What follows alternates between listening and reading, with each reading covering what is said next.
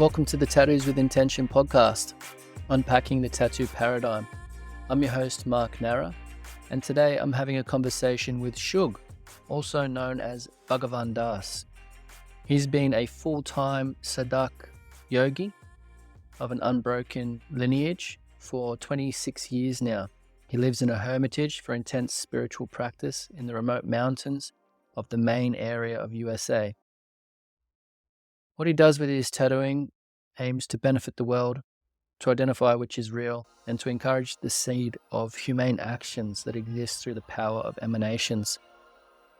With a very, very strong background in the yogic traditions, he's bridged the world of tattooing and his spiritual path, and so we're going to have a conversation and open that up. I hope you enjoy.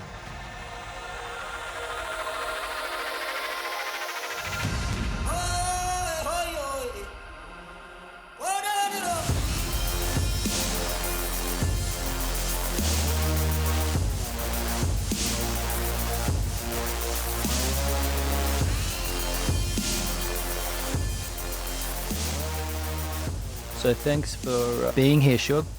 It's nice to actually get to have a chat with you. I was saying earlier that you reached out via Instagram, sent me a message in 2020, and we threw a couple of messages back and forth and connected in that way and acknowledged what each other was doing and that we were giving each other a little bit of inspiration on other sides of the world. So that was really nice. I appreciate you for reaching out back then. But yeah, so... Oh, absolutely. Yeah, it was nice to know that you were there. Yeah. I mean, it was a while ago, like 3 years, a lot's changed in that time. Mm-hmm. But yeah, so basically, let's start with just introducing exactly what it is that you do and who you are. You said you've been practicing full time for about 26 years now in the lineage of yogic tradition that you're part of. What is that tradition and what's the backstory there? Yeah, so something I came to when I was about 20 years old.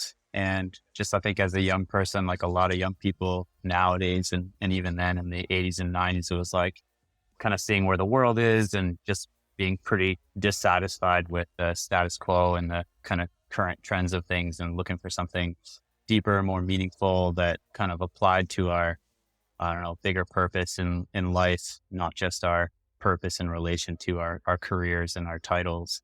And I think that tied into kind of in that time, and at least for me, just becoming really aware of like where the world was at actually in its actual, the sense of the earth, its organism, and sort of devastation that human life was having on the planet. And I don't know how I would have articulated it then. I think it was more just like an internal energy experience of like, oh, something's really wrong. And I feel like, of course, I'm a part of this and I don't want to be. So what do I do kind of thing? Yeah.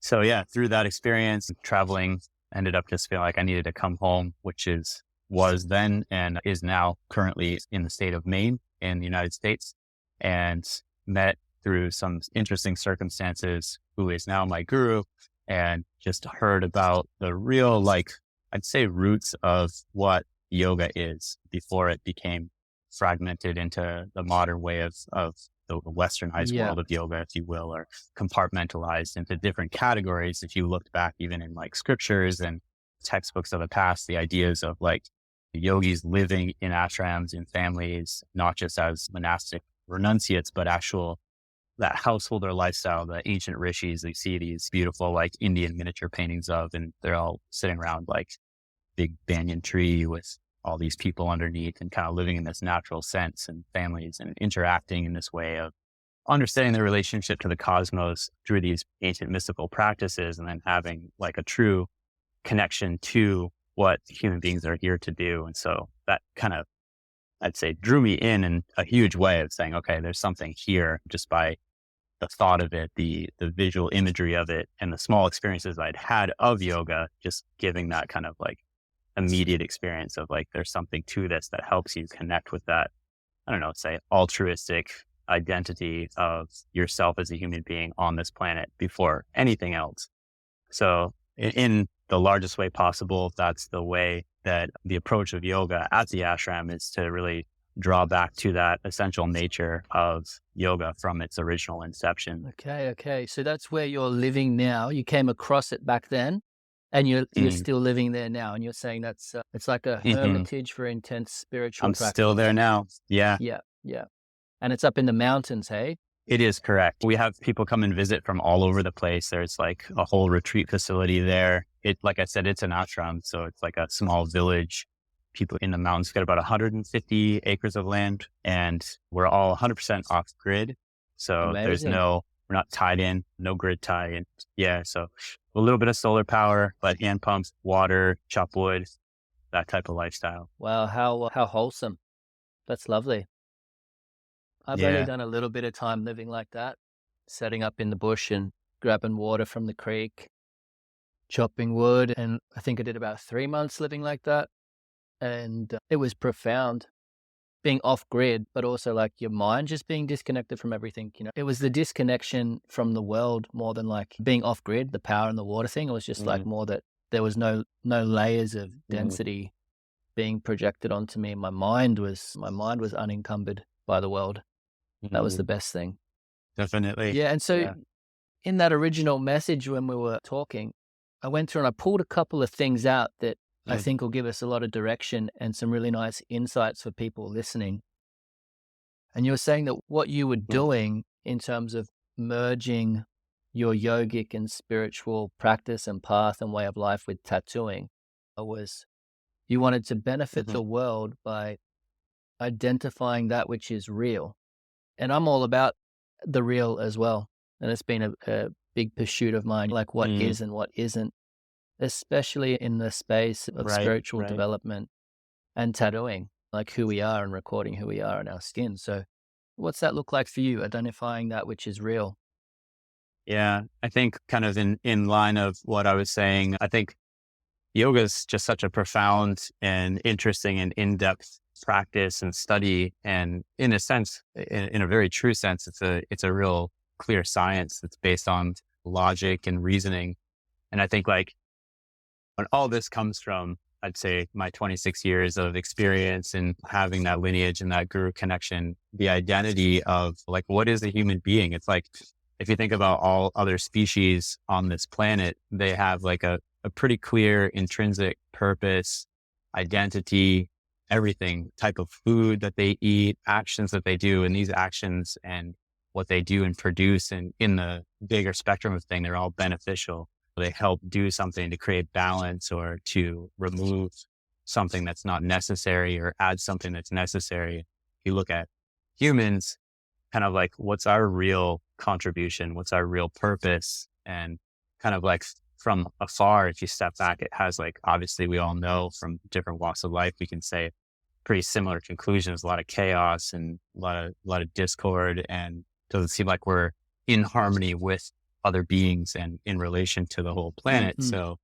that idea and those principles that come from yoga in the sense of like the practice is helping a human being to purify those obscurations and those imbalances that are coming from like the stuff you said. It's like, what is this world consciousness that's like so hard to remove yourself from? But then like you get out into, like you're saying, the bush or out back away from what society is putting forth.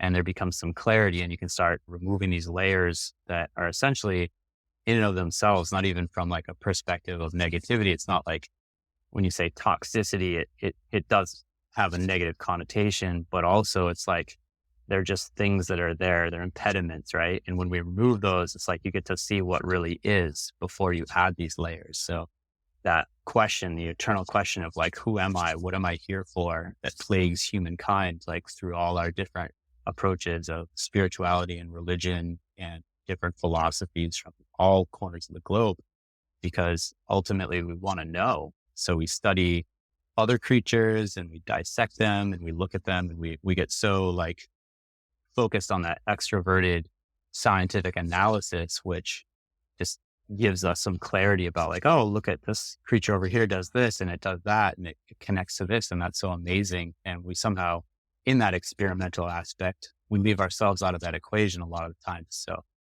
uh, Yeah. that identity of like, what is the real identity that we share with all of our other, say, brethren, but The rest of life. creatures, and how do we contribute?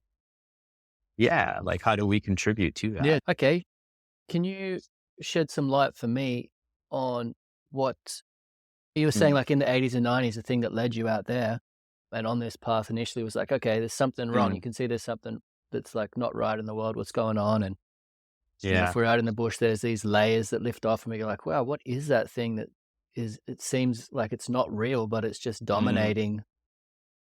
And if you're talking mm, about the symbiotic relationship of all of the other aspects of nature, and then humans being like a little bit more like parasitic in their in their definitely. role, from the yogic lens, with your like what you've learned, what would you say that is? Mm. What is that thing that's not good? The I think that's a pretty important question. That's probably like the most important question in some ways.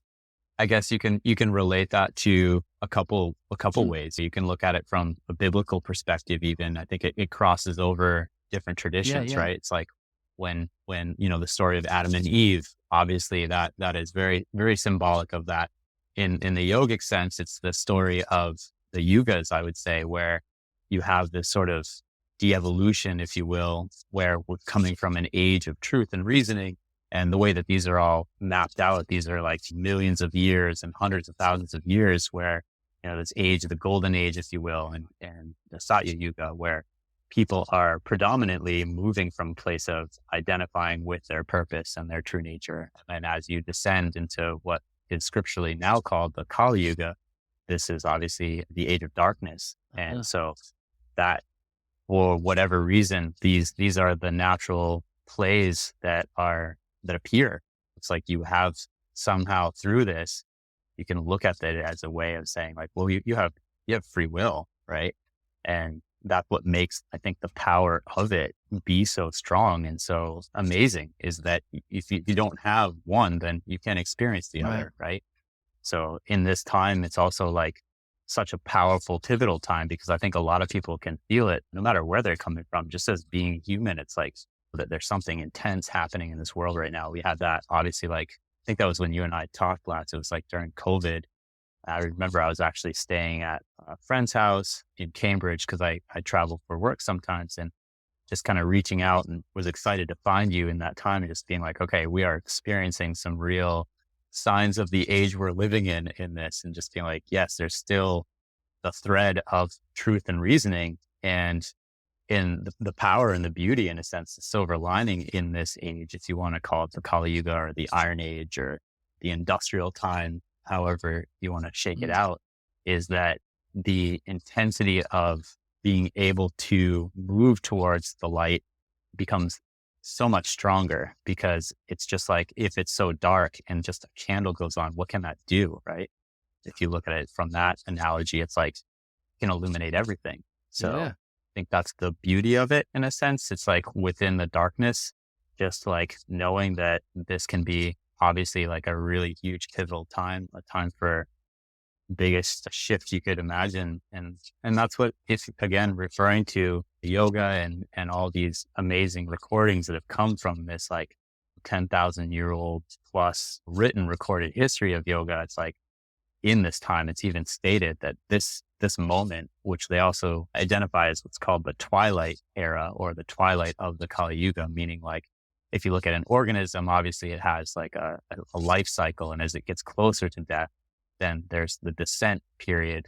And in human life, obviously, like when somebody gets, I don't know, in their 70s or 80s, and you see this like rapid decline, all of a sudden it's like it just goes from a slow decline to a little bit more to all of a sudden pretty much a spike.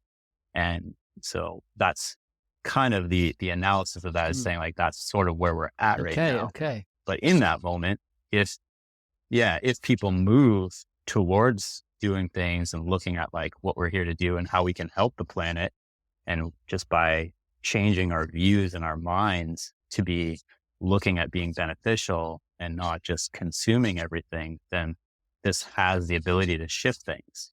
So I think that's pretty exciting. Yeah, totally.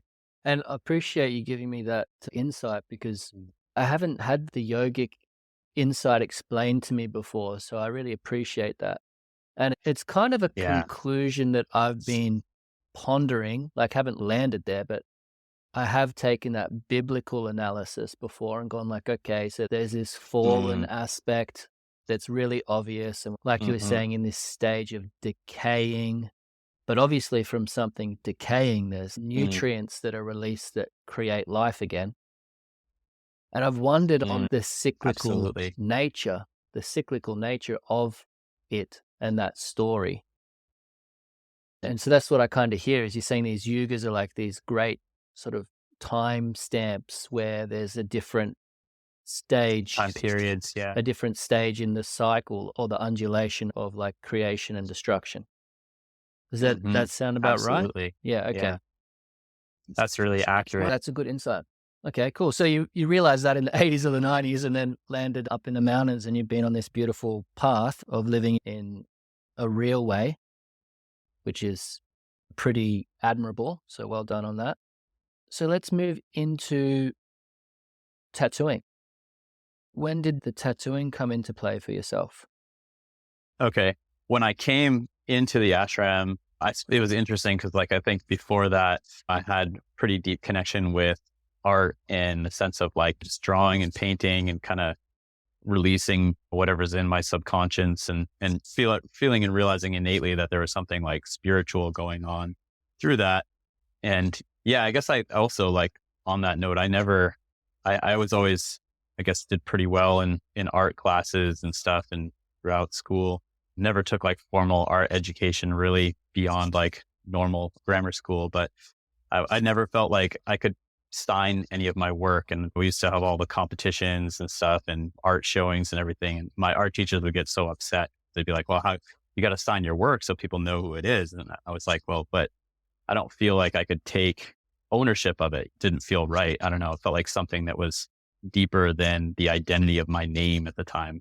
And I had no idea why that came up, but it was kind of a point of, it was a little arguable in their eyes. Mm. But I was always like that, just trying to be rebellious and just not wanting to conform anyway. So it worked really nicely, even though it was also like a deep inherent feeling, but it was also a great way of just like putting up rebellion too at that time. Nice. So I guess as that kind of, yeah, carried forward and I got into like deeper kind of connecting to art and just like, I don't know, I think I ultimately thought in that same time period when I was sort of finding about spirituality, I was like, I wonder if you could take art and express a story through it that would help people to kind of look at just like how fast we're going and how off we are and just kind of like disconnected from just even the identity of being a humane being. And like if art could have that power, like what could I paint? What could I draw that could captivate people to literally almost like stop in their tracks and just be like, no, this isn't the way to go. This is like something just draws you back into yourself to sort of re-identify with these values that are more in line with that. And at that time, though, the idea of tattooing was like just completely just out of my awareness. I had really had nothing I wanted to do with it. And I remember I would talk to my friends, just be, yeah, I don't think there's any reason why you should get tattooed because like, why wouldn't you just show up with tattoos, right? If you're supposed to have Mm. tattoos. So that was like early me. And then as I got into the yogic path, my guru had some tattoos. He had like a Sri Yantra on his arm, and on the other arm, he had a healing mantra because he was a very gifted and powerful natural healer.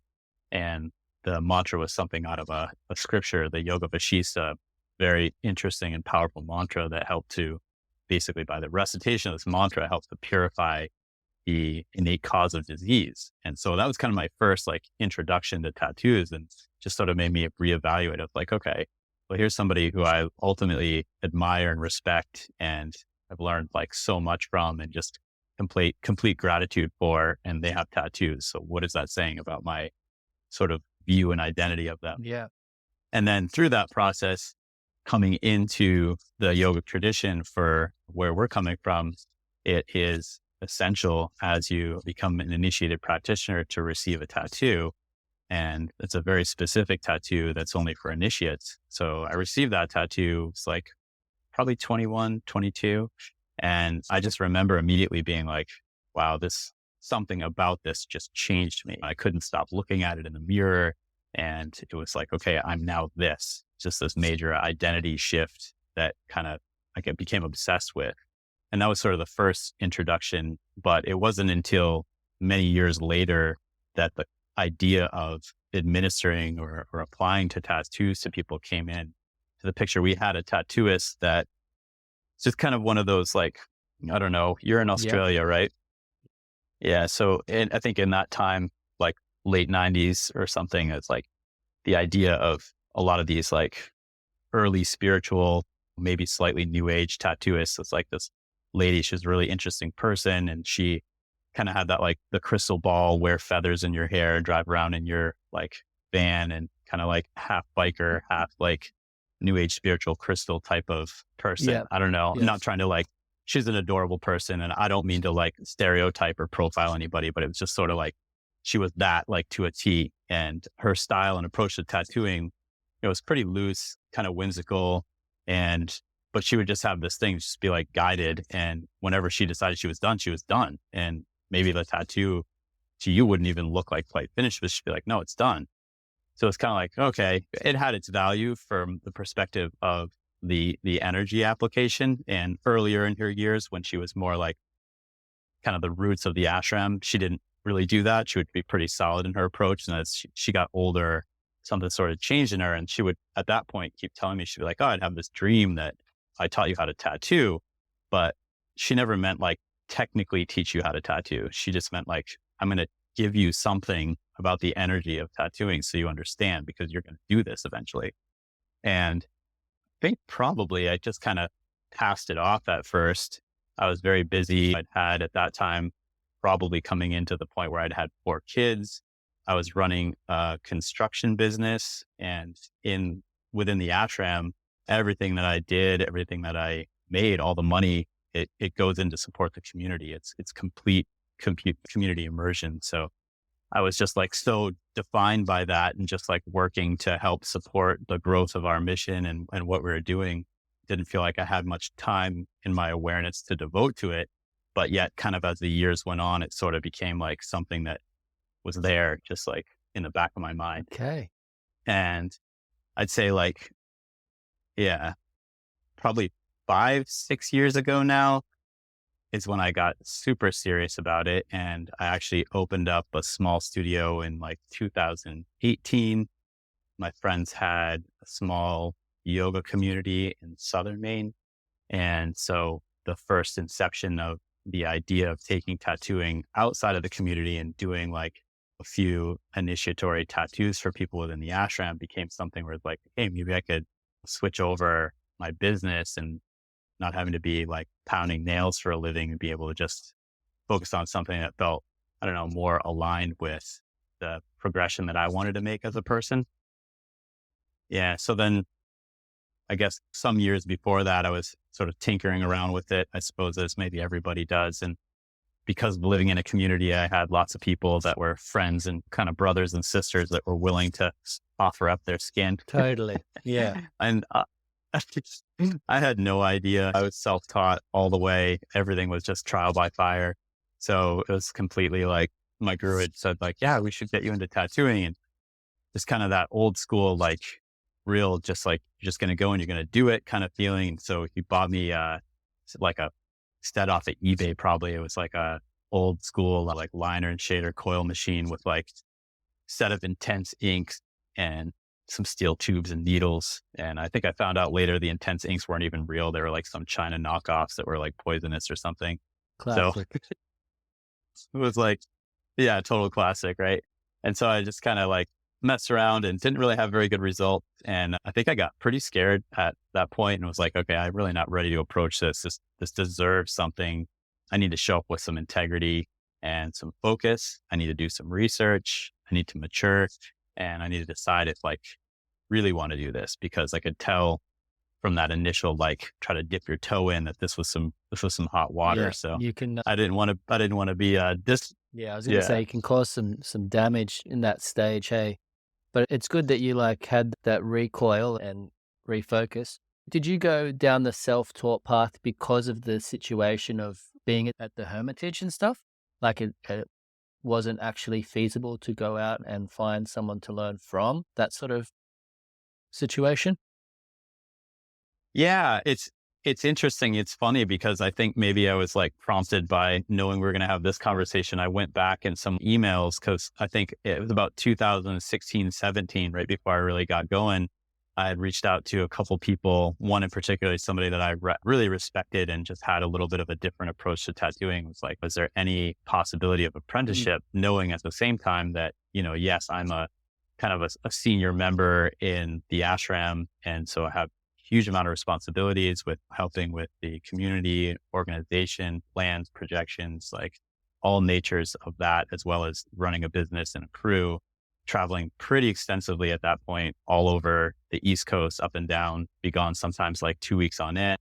So in relation to the apprenticeship, it was like, man, I really should get an apprenticeship. And so I did try, but it was kind of like, even knowing I can't do a traditional apprenticeship was one of the factors. And the second part of that was like, I know because of everything else I've done within living at the ashram and having such a different view of life and my relationship to the world through making a trade, that it probably wasn't going to look normal for me Right. anyways. Well, like really, what is normal? I know there's so many different ways of apprenticeship. It's like, I'm sure that's not even really fair to say, but at the same time, I did try. So I had one person who I'd reached out to, and I was like, could we do some kind of like a modified, hybridized version where I submit anything to you or come in once every 2 weeks and sort of job shadow or something, just to like create some relationship to this like amazing, powerful, humbling craft that I just feel like I need to know. Right. So, and the response was like, from this person specifically, like, I don't do apprenticeships. And at this point I did one and it didn't work out so good, but I'd be happy to, if you want to submit some drawings to me, like I'll rip them apart for you. So that was just like, to me, that was everything. I just like to have a thread of something that was going to help, like that I could grab onto to draw me into this world that just seemed so magical and powerful. I was like, okay, I'll take it. And so amidst that very full plate, I would at time at night just find a little bit of time to just draw and just send him emails. It was probably pretty annoying, I suppose, at the time. Kind of persistent, but I would just send him stuff and it's be like, and he would rip it apart. He'd be like, yeah, that's not good enough for tattooing. You need to look at it this way. It wasn't a lot, but it's just enough to be like, okay, I have like a friend or somebody who gives me the time of day, who I know knows their Yeah. stuff. And that was like everything at that Yeah, it's point. big. So just, yes. Yeah, it's huge. Yeah. That's great. It's Um, nice that someone was like doing that for you. scaling. Yeah. Yeah. I felt like I have to say, like, I don't know, the idea, even when I say self-taught, I'm like, I don't really think that's a fair assessment, because I think about it from so many ways now. It's like, with the availability we have to so much knowledge at our fingertips, it's like, I don't really know, the idea of being self-taught. It's like, well, how do you have a view of being self-taught? There's everything around you that you can kind of pull from. You have YouTubes, you have resources, you have books, you have like images, techniques, it's all this stuff. It's like, I think if you have the hunger for it, then it's there for you. There's plenty of resources to like push yourself and grow. But There yeah, is. I don't know. Are you Yeah, I'm still still there? there. No, there is. But I mean, there was something that you said before too, where it's Yeah. like, you want to learn, you dip your toes in, you pull them back out, you go like, man, this is a very real thing, like very similar to your Yeah. responsibilities, say in your path at the ashram. It's like, if I'm going to do this Yeah. properly, I want to acknowledge there's responsibility, and I want to place my attention at the seat of something, that so I can be respectful in it, and I want to learn and do it in a good way. And Absolutely. unfortunately, and this is still the case, I think, in a lot of places for a lot of people, is if they have that humbleness and that reverence to them, they place their energy and their approach at the feet of the tattoo industry, and it's actually not Mm, deserving of it. There's handfuls of people here and there, and I think the way that like it played out for yourself, when I've seen this for a lot of people, it's like, yeah, if someone gives you the time of day and they don't say, yeah, here's an mm, apprenticeship, and they just like kind of squeeze everything they can out of you, like you're just an asset to them and you owe them everything. mhm.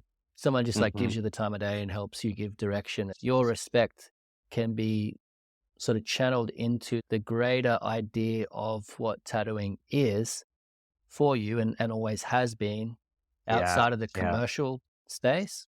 Yeah. That's a great way to say it. Absolutely. Mm. Yeah. And so you've been tattooing for how many years is it now? You said you really got into it around 2017. So that would put you on about six years of full-time tattooing.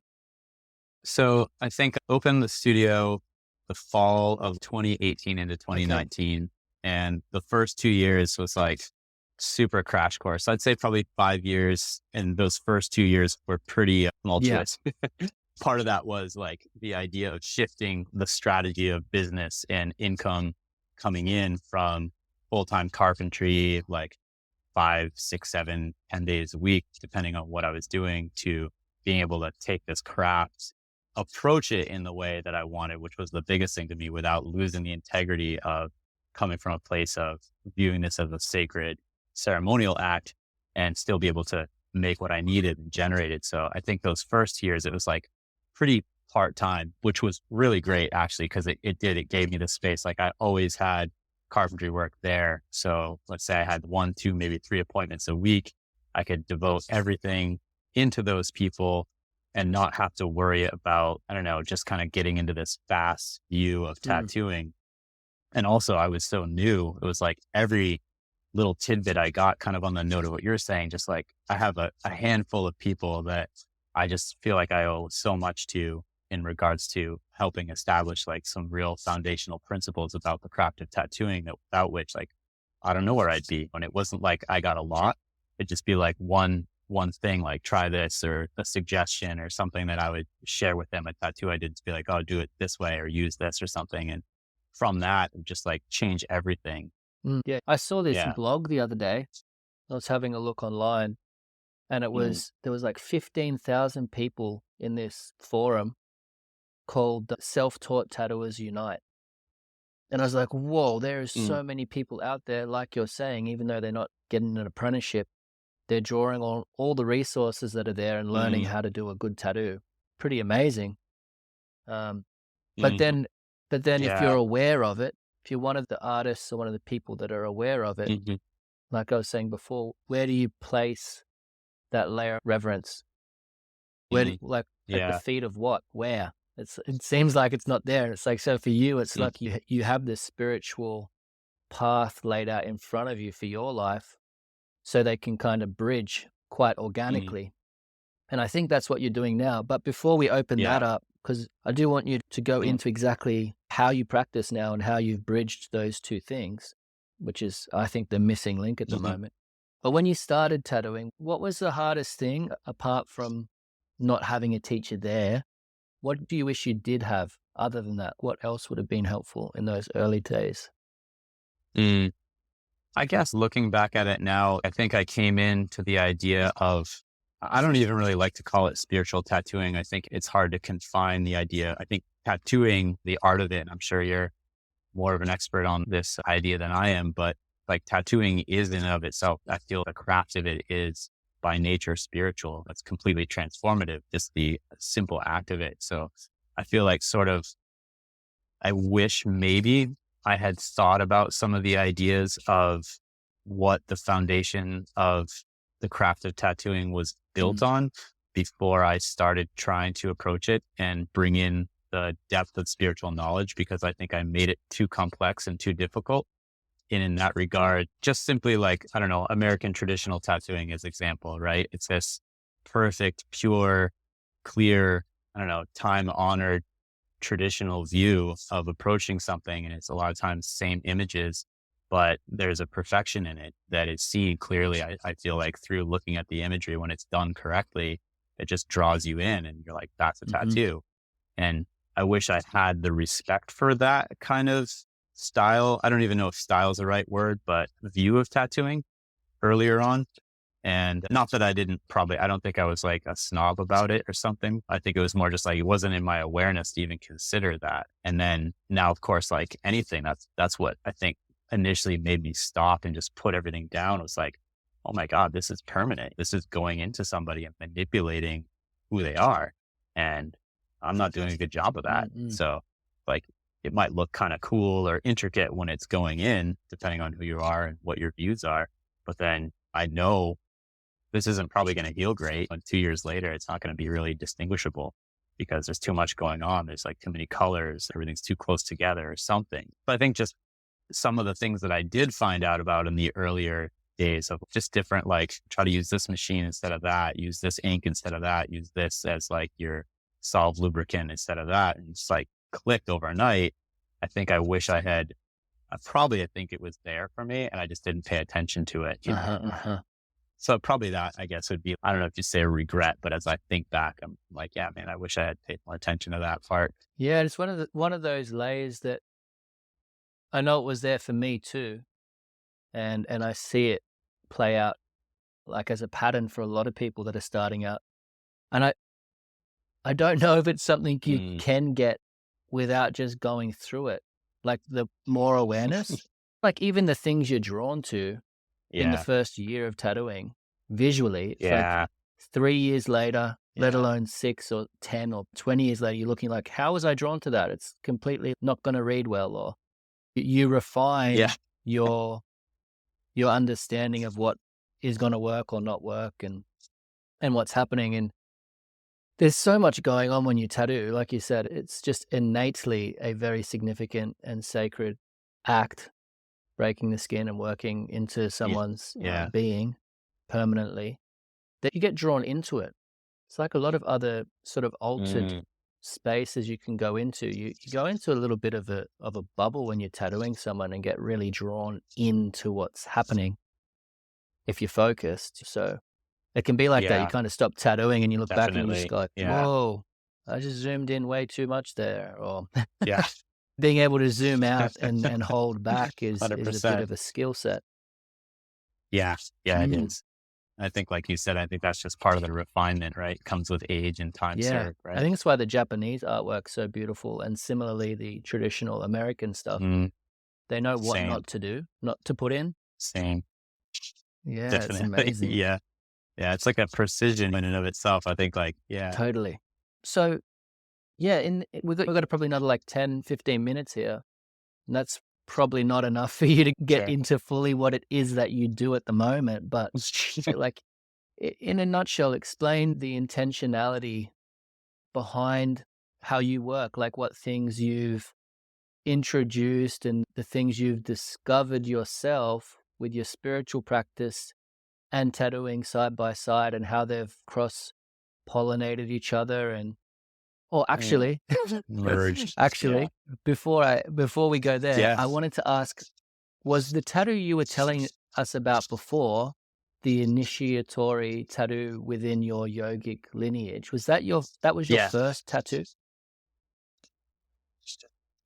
First tattoo. Yeah. Okay. We'll probably do another podcast later because I want to ask you about your tattoos and stuff as well. But for this one, let's go down your practice. Let's unpack that a bit.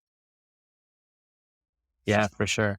It was something I think that organically was happening with those first initial ceremonial tattoos that people at the ashram were receiving through the process of initiation, and other tattoos also within that people would get depending on phases of life, rites of passage, coming into manhood, getting married, these kinds of things. And so taking something that was very organic and like, how do you structure that in a way and sort of record it so that it could be available to anyone who felt drawn, and not just if you're part of obscure little yoga ashram trying to change the world in the middle of the Western Mountains of Maine. So that's obviously not everybody's there. So it's like, okay, you've got to expand this and sort of create a format. And I think, like you're probably aware of, I think you mentioned to me, and like maybe I feel like in one of our chats or something, like where you've evolved to. And I'm in the middle of a huge evolution right now with that whole principle that's expanding even further. I'm so excited about, but the foundation of it is really coming to the place of absolutely what you talk about and what your podcast is. What is intention? And taking the idea of intention and thought and working with someone who, a client, and saying, okay, where are you in life? What's going on? What intentions are you feeling? What intention not necessarily for the tattoo and not necessarily for life, but sometimes it's both and sometimes it's one or the other.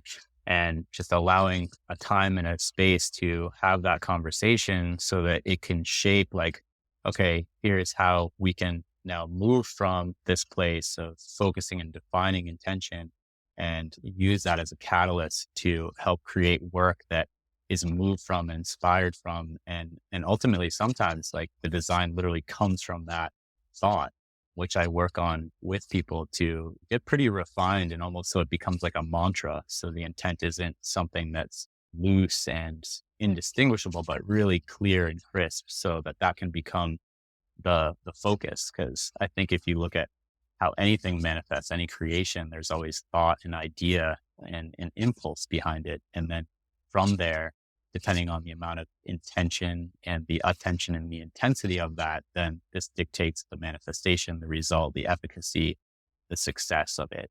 So that's really at the root of it. And it ties pretty seamlessly with yoga because that's the whole idea, like we were talking about earlier. It's like, what is the intention of a human being? So it ends up really most of my conversations and time with people kind of leaping into that bigger picture of like moving yourself in a positive direction to become, I don't know, more of an active human in doing things that are beneficial for life, which obviously a lot of times starts with yourself. Like can be things like, not that I counsel people on their health, but a lot of times it ends up, I'll have people that literally will get tattooed and they'll stop drinking or stop smoking or have some kind of changes in life that will very much coincide with the tattoo process, the work, things that they want to move on. And these become, a catalyst and a mark of that change. And also, I think through the act of the tattooing and empowerment to be able to do that. And the yoga as the system, similar to tattooing, it is a very powerful cleansing purification in and of itself. So if you apply a tattoo on somebody, it's almost like an assisted yoga, right? You can help remove blockages that are there that are keeping somebody from being able to open up to this potential and bring in balance and harmony and integration.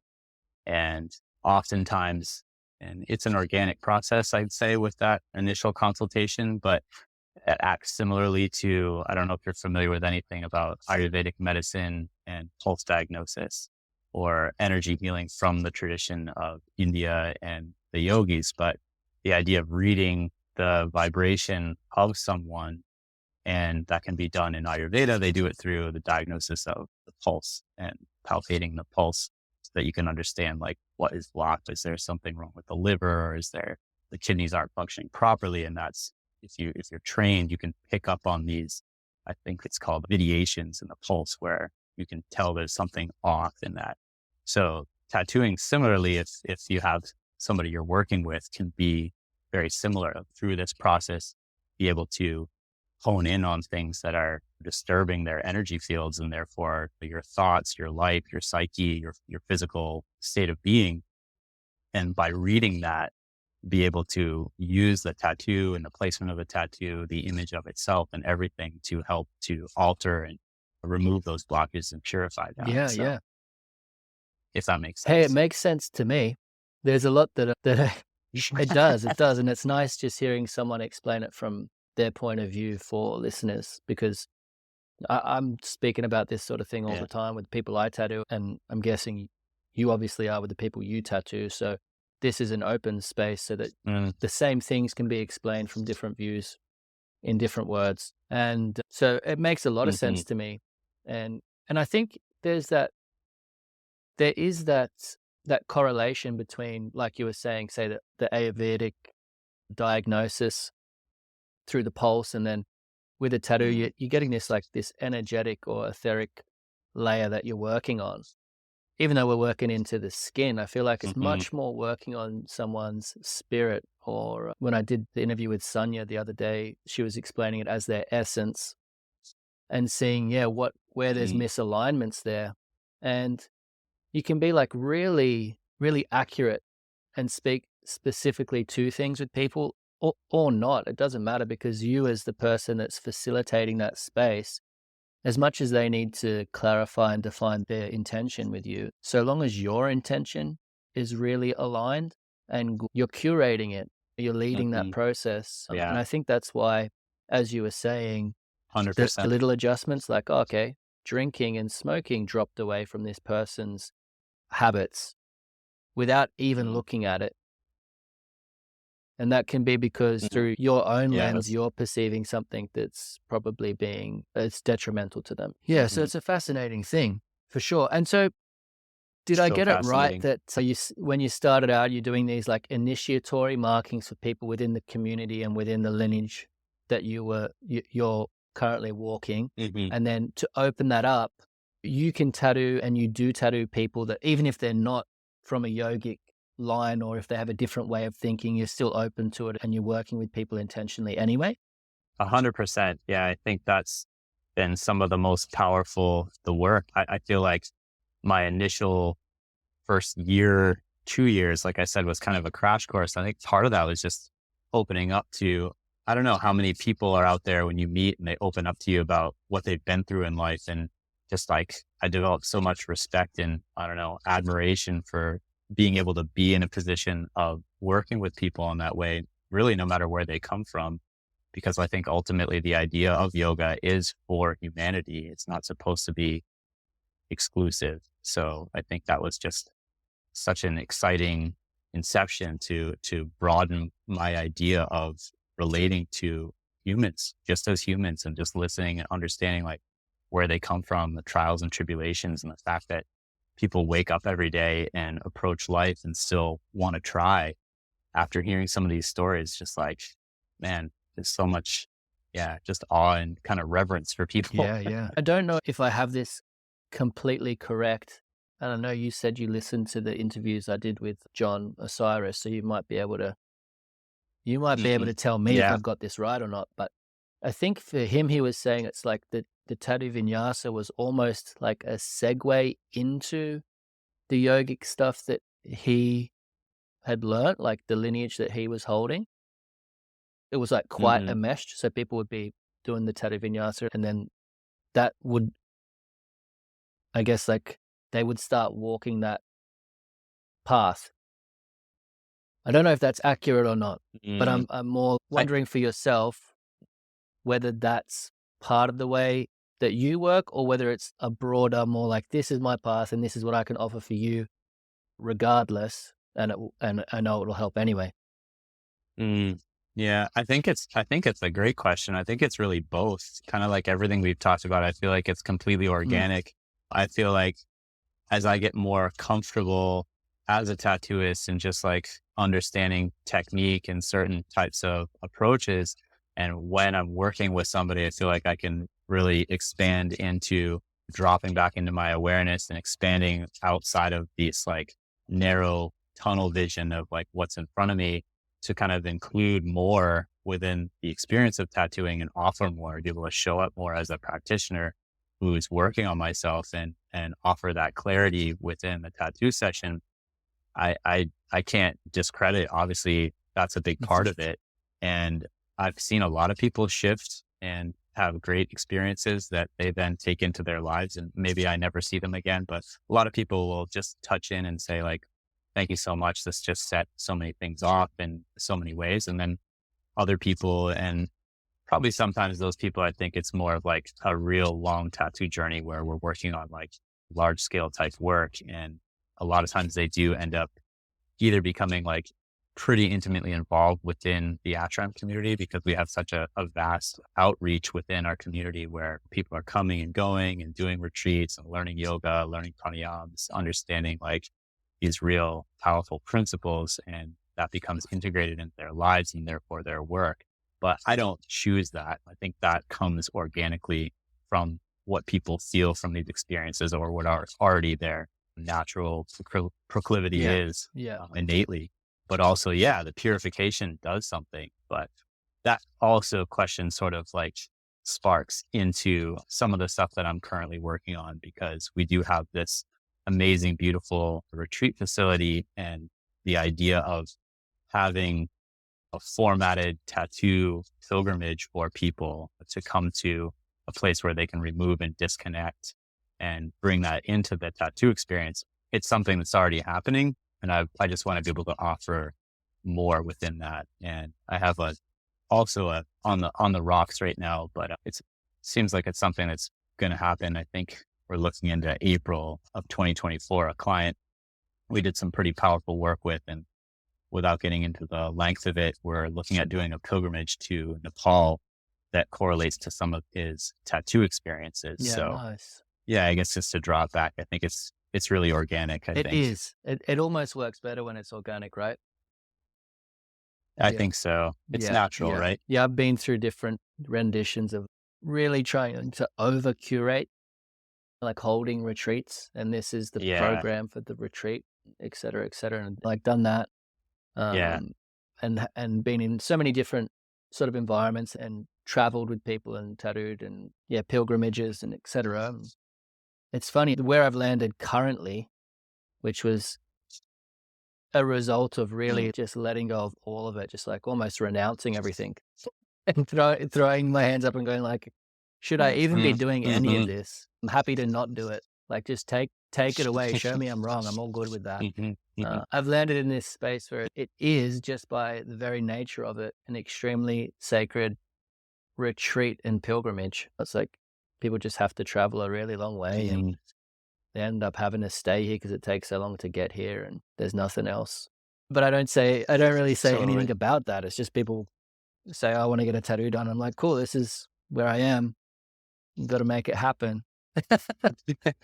and they do or they Right. don't, Yeah, you know? exactly. I mean, that's Yeah. So the organic side of it, yeah. when you take your hands No, off it's the the most wheel, it's great. totally. Mm. Yeah, I think that ties in so nicely. Like, I think more and more I try to just I feel like one of the biggest motivating factors that I love about tattooing, it's like the craft is so demanding, like the intensity and pursuit that I want to just keep progressing and expanding in that relationship of like what I can offer. And then that is also so parallel to the process of yoga. It's like, what can I be as a human being? Like, how do I show up to this? How do I show up in life?